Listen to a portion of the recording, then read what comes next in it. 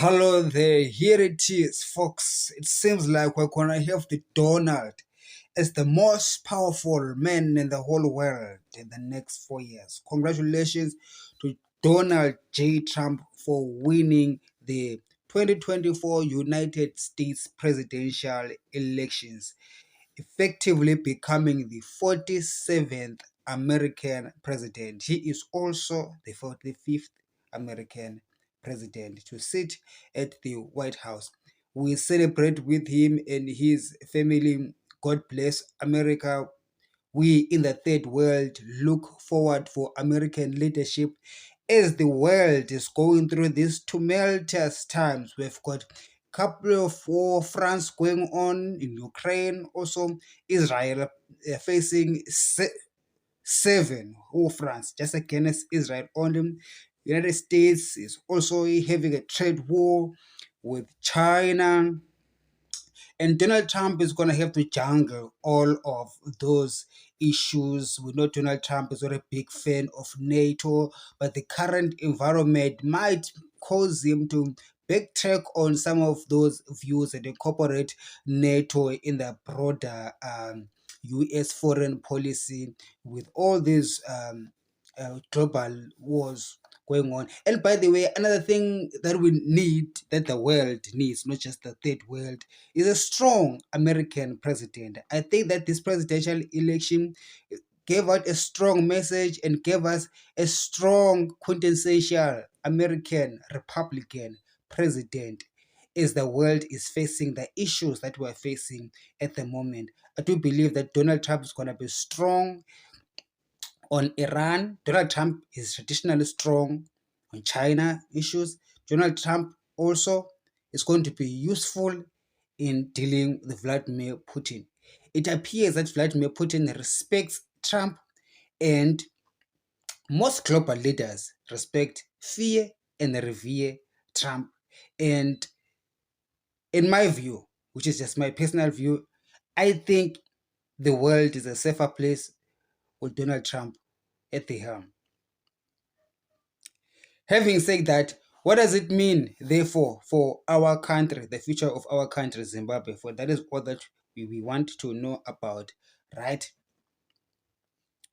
It means that detectors like Itim Nangago must be very scared right now. For there's a new sheriff in Washington. Donald Trump is not a guy who takes kindly to dictators, and we are yet to see his foreign policy on Africa specifically. He hasn't said much on that front, but we can only speculate, seeing that he's working with people like Elon Musk, a South African-born entrepreneur, someone whom Donald Trump likes, is close to him these days, is helped him win this election.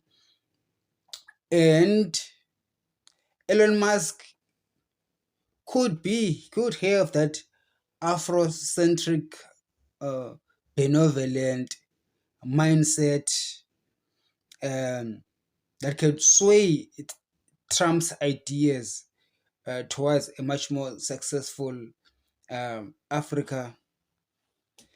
Trump's victory also tells us that in politics, anything can happen.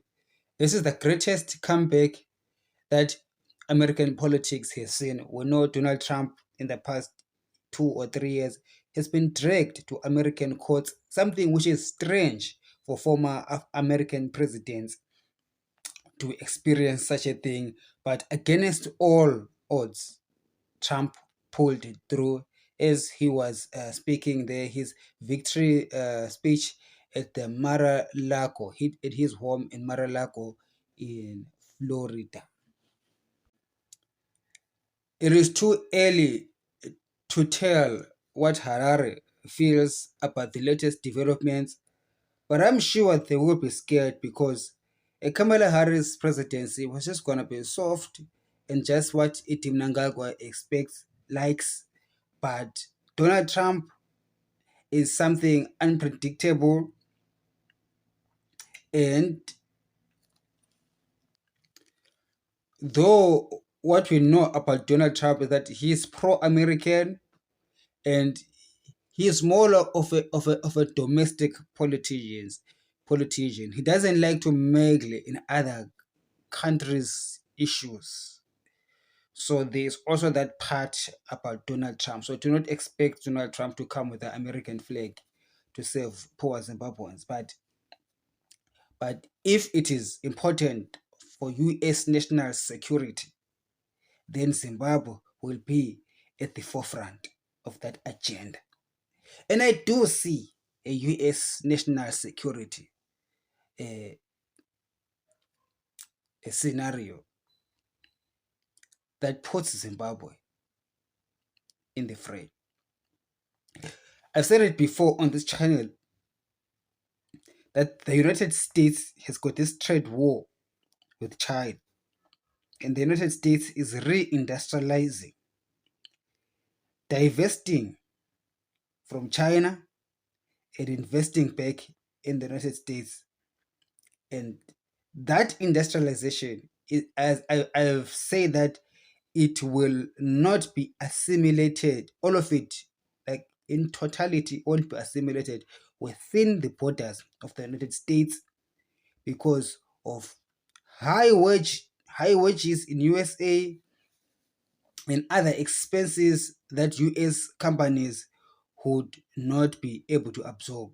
So they would need to industrialize or to open some factories outside United States, but not in China. And countries that are friendly to the United States, countries that are closer to raw materials.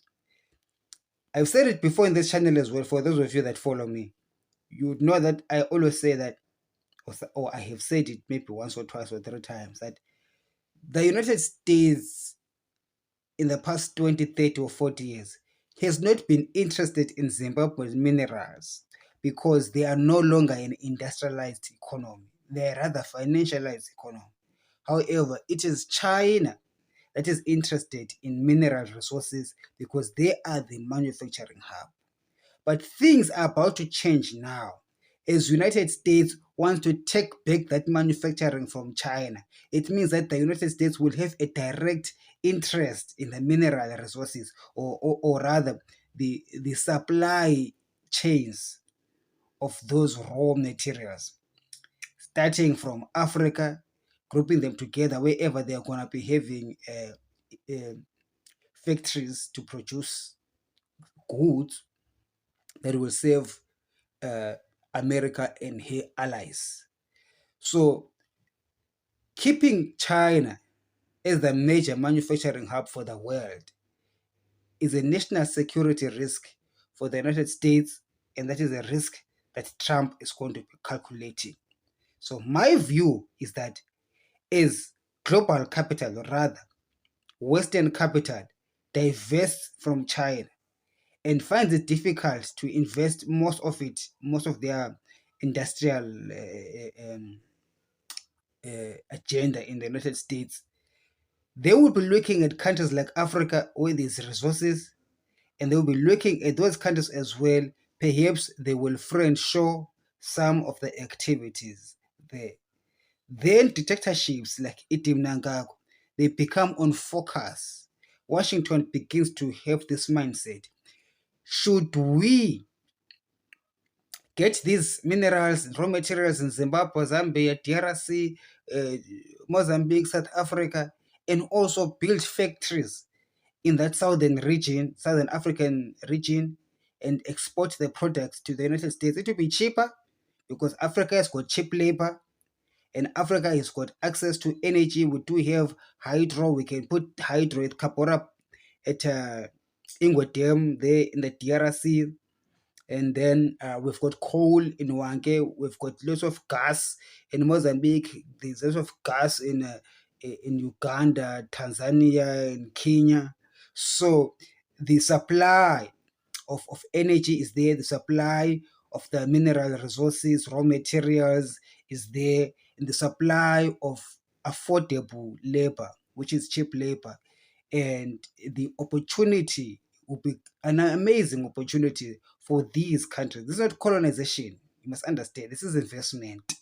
It will be an amazing opportunities for countries in the Southern African region to have US manufacturers based in our region, because they will need to diversify from China, because it is risky to for America to rely on Chinese products, because now that China is competing with the United States to become the global superpower, China facing sanctions from USA, or rather tariffs from USA, it could retaliate by not exporting to the United States some key products or materials that United States needs from China.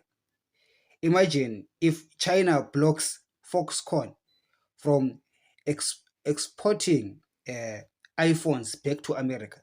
You know, iPhone is designed, the designers are in California, but the manufacturing is by Foxconn, a company in China. So the CCP, in an event of a global war, could ban Chinese firms from exporting to America. They could be selective. They could target iPhone. They could target Adidas. Nike, whichever.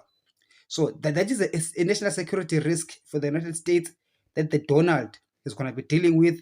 Hence, he is forced rather to industrialize, not in USA alone, because I told you that the United States as a nation cannot absorb all the necessary industrial needs. Perhaps the United States can do semiconductor production. You know, there's a high tech stuff that needs high value stuff can be done in the United States, but there's other low value stuff that do not need to be done in the United States, like making shoes, clothes, even some consumer electronics, which is not an issue when it comes to education outcomes. We just need anybody who can work in a factory. So Southern African region becomes a viable option because, as I told you, because it has got already resources around it, right? And China is now a military threat to the United States of America. Had China not had a strong military that wants to compete against the United States, it made business sense for global companies to produce and manufacture in China. It makes sense for the consumptive US society to be buying from China, right? But because China is becoming a security threat, even Chinese firms in America, they have now been over ambitious and want to take over. That's the problem that Donald is going to be facing with China, in particular China. So that is why we have seen some investments in some other Southeast Asian countries. But I do believe that these Asian countries do not have raw materials. I do believe that Africa, Southern Africa, Central Africa, that has got raw materials, would be a viable option, as we see that global capital will need industrialization to be there. Now, then the next question that Washington is going to ask itself is, who are the leaders in these countries? What is the politics in there? Then they will say that we've got Iti Mnangagwa, who run down governments, who promote poverty deliberately. You understand? And who obviously do not want to deliver any service to citizens. But these American investments or Western investments will need services. They will need electricity, they will need running water, they will need healthy people, workers who work in their firms. They must be able to access proper health care, food security. See, those issues of human rights that you think only affect us as Zimbabweans or Africans, they will be issues that are important even for global capital. Even global capitalists, even though they love money, they will want their workers to be healthy, to eat well, to be secure, to be happy, so that they will produce stuff that can be sold to America and Europe. So that is the path that I see going forward, that Washington and other global capitals in the West should be taking as far as countering the threat of China is concerned. So in that way, Zimbabwe um, and also other Southern African countries comes into the mind of Donald Trump as he is seeking to secure his own national security. I told you this. Donald Trump is big on US, put USA first, national security. So US investment in our region becomes a US national interest priority. And we get to benefit from that. But for us to benefit from that, we too must be ready to be to pivot to the West as far as our politics is concerned. We need to be a political society that is yielding to accountability and the respect of human rights, respect of property rights. Because we do not want April to build a factory in Harare or Kariba. And then after 2 months, ZANU-PF says they want 60% is theirs because they are black people. The country is for black people. These ones are white imperialists. You see that kind of nonsense. So political risk is a factor here. So if that political risk is detected by Washington, they too would be forced to be of help to help us achieve our political victory, because our political victory, our interests as suffering Zimbabweans will be in line with their industrial interests as well. They too will need a government that respects property rights. They too will need a government that uh, uh, uh, uh, is able to allow global capital to come in and get out with very likely interference in the free market operations. The state has to do what the state has to do and let the free market be with little interventions here and there. Of course, we have been a pariah. It will be the work of the state, as far as I'm concerned, to be actively involved in the early years of this new Zimbabwe, because we are a pariah and the government has run down almost every services and every industries. So to resuscitate these industries, they need government help. And for us to create an environment where global capital can find Zimbabwe as a good destination for investment. But for all of those things to happen, ZANU-PF must go. Not only should Idi Mnangagwa and General Chiwenga and the Zimbabwe military generals who are under US sanctions should go. Not only them, but also the whole party of ZANU-PF. ZANU-PF has got a legacy of abuse, a genocidal legacy, and a legacy that is not conducive for the survival of humankind. So I'm not against the people of ZANU-PF, but I'm against the institution of ZANU-PF. That institution itself should be rendered invalid, should be incapacitated, actually should be banned. I'm trying to avoid use the word ban, but we must give them, the people of ZANU-PF, an opportunity to wind down activities and close down their party themselves, because it will no longer be viable, politically viable, to have a party with such a disastrous past to be part of our political sphere. We should be democratic and have different parties, but ZANU-PF should not be one of them. And other people that are under US sanctions, whether they are in government or in the military, should get out of government and have absolutely nothing to do with government. These are people who are implicated in terrible human rights violations and do not seem to be willing to turn a new leaf. In this new Zimbabwe, in this new global arrangement, where Western capital is coming to Southern Africa, these people whose Chimurenga mindsets still think that they must oppress people would be an impediment for our new agenda.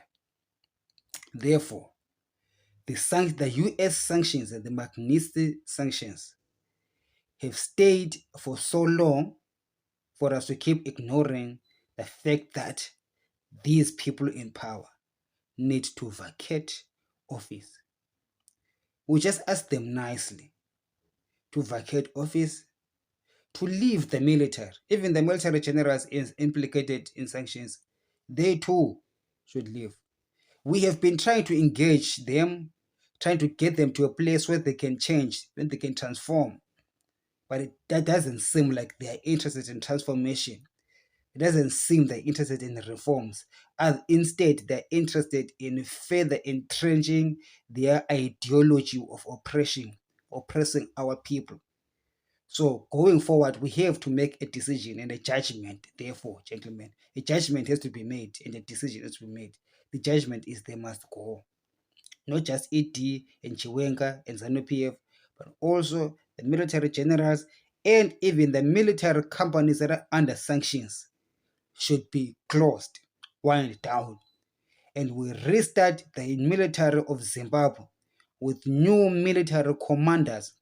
You can promote military commanders from the ranks. We've got brigadiers that are running camps around the country. They are running, the military camps in Zimbabwe. There are 10 military camps. We've got people that are talented. We could go through their CVs, promote people according to meritocracy, plus ideology, and get our country running well and build a strong military that will be able to protect our national sovereignty and support our nation's objectives, both inside Zimbabwe and in the region. For we need a military that will be able to project power in the region, as we too, as local Zimbabweans, industrialize not only in Zimbabwe, but also participate in this regional growth. That regional growth by Zimbabwean multinationals has to be underpinned by a strong military projection in the region so as to protect our interests even across Africa. It is therefore important, gentlemen, for you to recognize that we need to clean our house. And I've already told you that ZANU-PF as a whole should cease to exist. I don't care if you've got a ZANU-PF card or you're a member of ZANU-PF. I do not say you should cease to exist, no. So in the organization that is called ZANU-PF should cease to exist, then you will join another organization, another political party, in this new political arrangement where we will stop this nonsense look east policy. China is going down. The global capital is moving away from China. The Chinese economy itself is a bubble economy. It has got the appearance of success because of bubbles. They have fully developed, they have built cities, they have built a lot of things, but growth in China or sources of growth in China have vanished. There isn't a next frontier that will take China forward. So China will regress in the next 5, 10, 20 years. China will regress into stagnation, even deflation. Deflation because they overproduce, yet they do not have a consumptive society. Xi Jinping's policies have been largely favoring industry against the Chinese people. So the China doesn't have a strong consumptive base, but they have got there's a problem of overcapacity in their industries. That will bring prices down further. That will bring a deflationary spiral. and also Chinese demographics are as bad as the Japanese demographics in the early 1990s. China's one child policy means that now China is going forward is going to be having a large population of adults who need retirement pensions and very few young people. And just like Japan, they are not acceptive of foreigners. China is more racist than any other country, So they're not willing to take people from other countries. So they have that demographic problem as well. And as they lose their US and European markets due to this warfare, this trade war, they'll be facing overproduction, overcapacity, and lack of markets, and that is a disaster for the Chinese economy. I do not see a path for CCP and Xi Jinping, except the path is to make peace with the United States. But at the other hand, that is what I'm saying, but that's not what they will be listening. Instead, we are seeing their partnership with with Russia going forward. Russia, which is in partnership with Iran. Russia used to be a friend of Israel, but now Russia is edging closer to Iran, with Iran offering its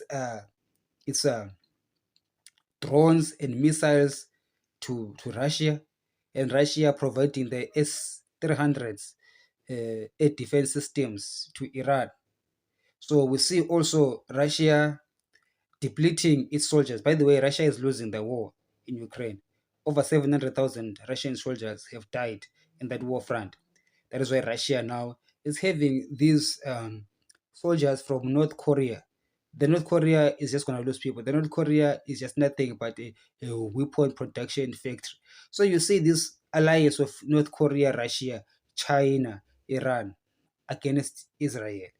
You would hope that they will stop, but I do not know what's going to make them stop. Perhaps the presence of Donald Trump is going to scare them. Perhaps uh, some of their adrenaline or some of their bravado will be cooled down a little bit. We know Donald Trump is not soft on Iran, like Joe Biden, who gave Iran billions of dollars, and those are the billions of dollars that Iran used to sponsor the Houthi rebels, sponsor all these other proxies, Hamas, and up north in Lebanon, Hezbollah, and also some of their proxies in Syria. All of that against Israel. Donald Trump has got a strong policy on Iran. Iran should not be allowed to get a nuclear bomb. And talking about Iran not getting a nuclear bomb and Trump being strict on Iran, I think I've said this before, that Iran has got scientists in Zimbabwe. So as Trump works with Israel in order to make sure that Iran does not get a nuclear bomb, part of that discussion will involve the presence of Iranian scientists in Zimbabwe, especially at a precarious wartime as this.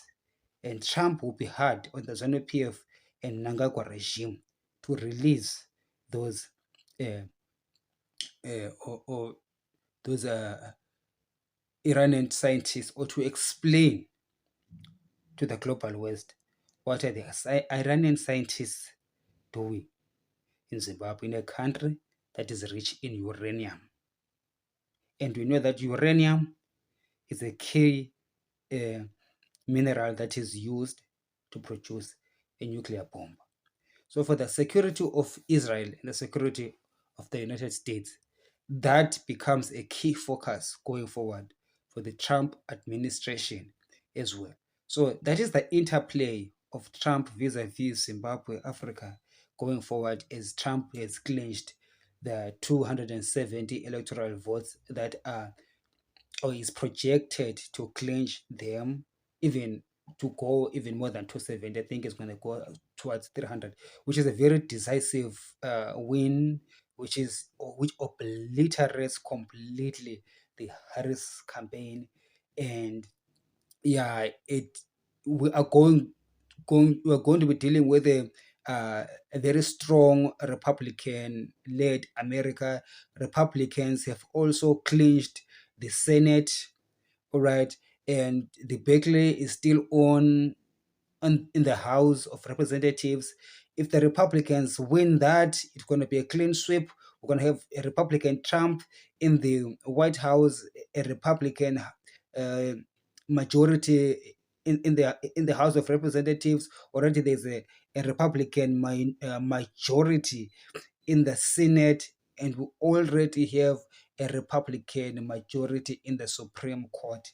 So the only thing that is hindering Republican policies to to to be fully expressed is the House of Representatives. So we're still waiting for the results there. So the Democrats win that, at least there would be some level of gridlock in U.S. policy implementation, as the Democrat controlled House could be blocking some of Trump's policies. But if if the Republicans win the House of Representatives, it will be easy for Trump's bills to pass through the House, pass through the Senate, and also the Supreme Court will rubber stamp on the other side. And then we have obviously a Trump appointed Attorney General. So basically, you are going to have a very Republican America, which is, to me, is the quintessential America, which is going to be um, low taxes. It's going to be good to corporations. So it's a low tax environment. It's it's really big on the capitalist.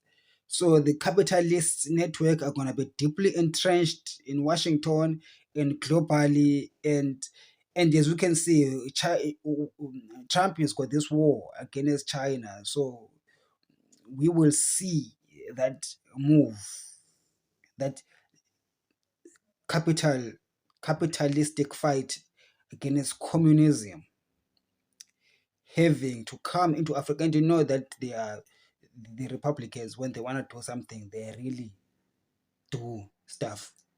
They're not afraid of anyone. All right, so they really get behind the American flag and get things done. We're talking about people like George Bush was a Republican. He went to Iraq. You know, George Bush's father, senior, also a Republican, and was part of Desert Storm. So it's going to be a hawkish foreign policy for the United States going forward. So African detectors will have to treat very carefully going forward, because Trump Republican uh, America is going to be very active in our region. If what I'm saying, if my analysis is correct, and if how I see events unfolding is correct, then we really are going to see a Trump presence in our region.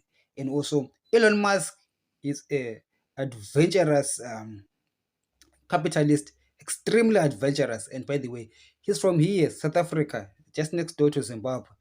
This region to Elon Musk, it's home to him, and he's got roots here, and he might want to explore space. He needs land to do some of his space programs. I think I've said it before in this video that should Elon Musk want land in Zimbabwe, I already know where. I'm not going to tell you. I already know where, a huge chunk of land, which I believe that nation of Zimbabwe should invest for space exploration. I did once prophesy here that the Lord said that Zimbabwe, in the future, Zimbabwe will be popular for space exploration. So that's a prophetic word that God gave me. And one of my many videos is there. If you're interested in checking it out, I prophesied that Zimbabwe is going to be a space explorer. And right now, when I look at space explorers, the big guy in space exploration at the moment is Elon Musk. And Elon Musk basically has won a US presidency. So he's the most powerful capitalist in the world right now. Not only is he the richest man in the world financially, he's also the most powerful, richest politician. Okay, politically speaking, Musk has got more power than other billionaires. Yet he's got more billions than them, and he's interested in space. And I know that God told me that Zimbabwe is going to be big on space travel, okay, space exploration, stuff like that. And I've already allocated land in the country that I believe we will be doing our space exploration. But I won't tell you where. It's quite a large, it's almost half of that province, or too close to a third of that province, that area. All right, so there's gonna be that. So if Elon Musk is interested in that, then we are good to go. We need dreamers. Some of us are dreamers. I like Musk. Am a dreamer. I do things that are out of the ordinary, things that people think that are impossible. I talk about things that are not as if they are, just like Elon Musk, just like our father Abraham, who spoke of things that are not as if they are. Here we are speaking of a new Zimbabwe as if it is, yet we don't even have 20 views on YouTube. So, so that is just a great kind of faith that we have. So yeah, I think I'm gonna stop here right here. So let's go back and watch as the day progresses as we see Donald Trump challenging the American president. God bless America and God bless Zimbabwe. Have a great day.